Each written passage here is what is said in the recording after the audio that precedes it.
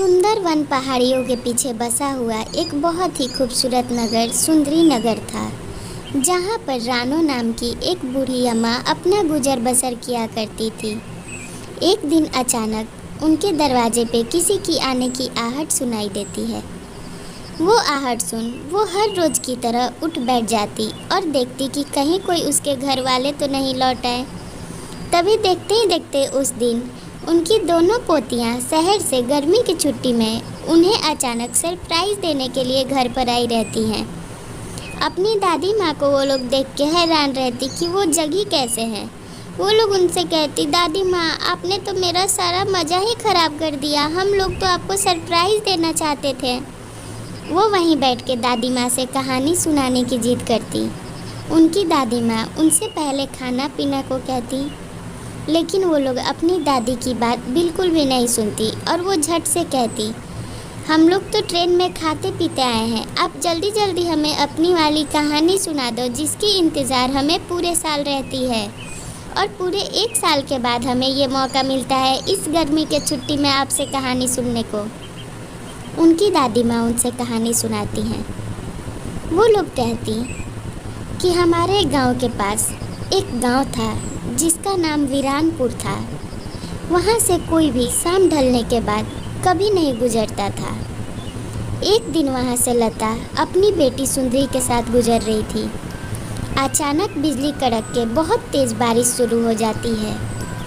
बारिश देख लता अपनी बच्ची को एक झोपड़ी के पास रोकती और कहती कि आज जब तक बारिश होती है हम लोग यहीं गुजर बसर करते हैं, क्योंकि बिजली कड़क रही है और आगे की रास्ता साफ नहीं दिखाई दे रहे हैं। उसकी बेटी कहती, माँ पर मुझे तो भूख लगी है, मुझे खाना खाना है, क्यों ना हम लोग अपने राशन के सामान निकाल के कैसे भी इस घर से ढूंढते हैं, अगर हमें कोई बनाने का सामान मिल जाए तो हम लोग यहीं खाना बना के खा लेते हैं।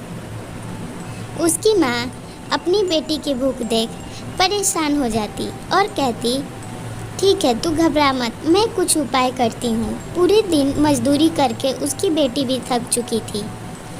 तभी लता वहाँ पे खाने का इंतज़ाम करती। जब वो खाना बनाना शुरू करती तो लगातार उसकी बेटी सुंदरी किसी से फुसफुसा के बातें कर रही थी।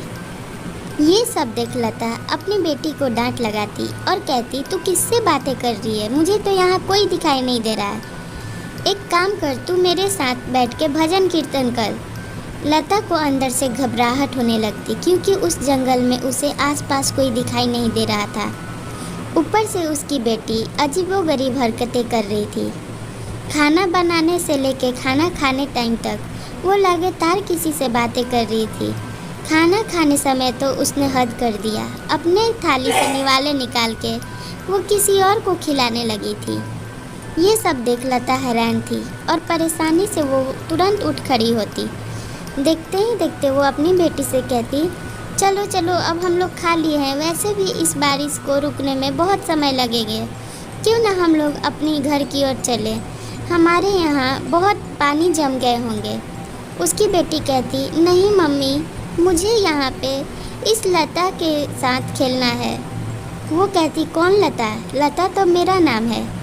नहीं मम्मी, मैं तुम्हारी बात नहीं कर रही हूँ, तुम्हारे पीछे जो है उसकी बातें कर रही हूँ। इतना कहे उसकी बेटी गायब हो जाती।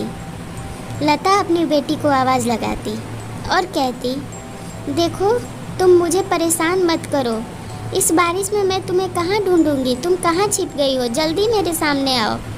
मैं बहुत परेशान हूँ बेटा, मुझे और परेशान मत करो, और मुझे घबराहट भी हो रही है।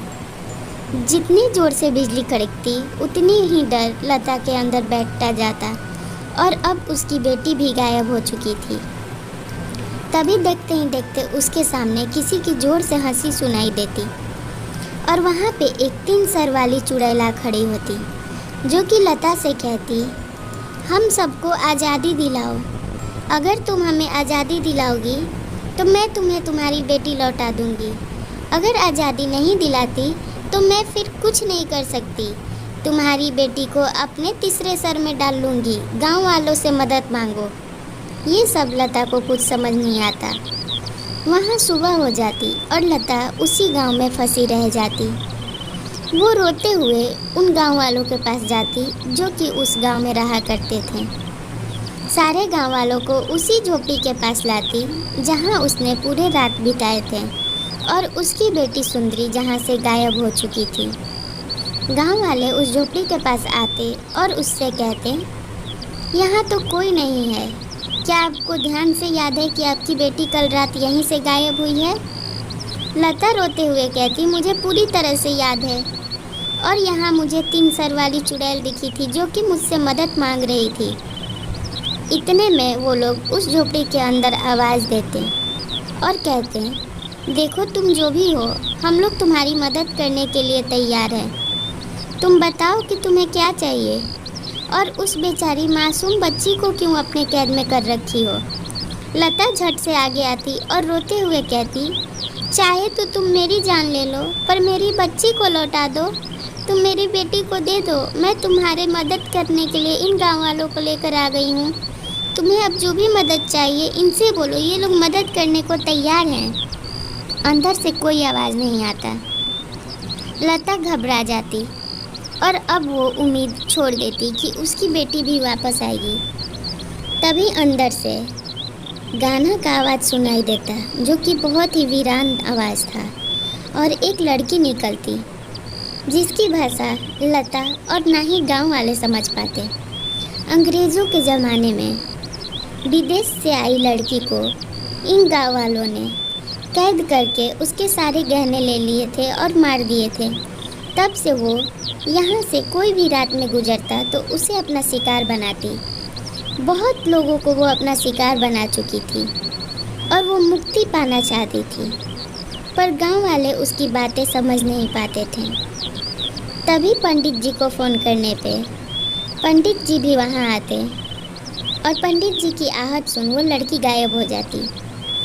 अपनी तंत्र विद्या से वो समझ जाते कि क्या बात है और कैसे इसका हल हो सकता है। वो गांव वालों को समझाते और कहते हैं कि तुम लोग घबराओ मत, मैं जैसा कहता हूँ तुम लोग वैसा करो। अगले दिन फिर बारिश तेज होती और अपनी वो किताब से बड़ी बड़ी मंत्र का जाप करना शुरू करते। तभी उनके सामने वो संदूक आता जिस संदूक में रख के उस लड़की की जान ले ली गई थी। उस संदूक में से वो लड़की बाहर आती और उसके शरीर पे वो कुछ मंत्र पढ़ के पानी के छिड़काव करने लगते हैं। लगातार वो अपनी मंत्र जारी रखते हैं और देखते ही देखते वो लड़की वहाँ से गायब हो जाती। सारे गांव वाले आते। गांव वाले छिप के पीछे से ये सब कुछ क्रिया देख रहे थे। गांव वालों को पंडित जी समझाते हैं और कहते हैं, तुम लोग हिम्मत रखो, अब जो लोग चले गए मैं उन्हें तो वापस नहीं ला सकता, लेकिन अब इतना कर सकता हूँ कि अब इस गांव में कभी भी किसी को हानि नहीं होगी, चाहे इस गांव वाले कोई बात हो या फिर किसी अनजान अजनबी की बात हो। सारे गांव वाले वापस लौट जाते और पंडित जी भी चले जाते। फिर कभी वहाँ कोई घटना नहीं घटती। ऐसी कहानी के लिए चैनल सब्सक्राइब कर वीडियो को लाइक कर दें।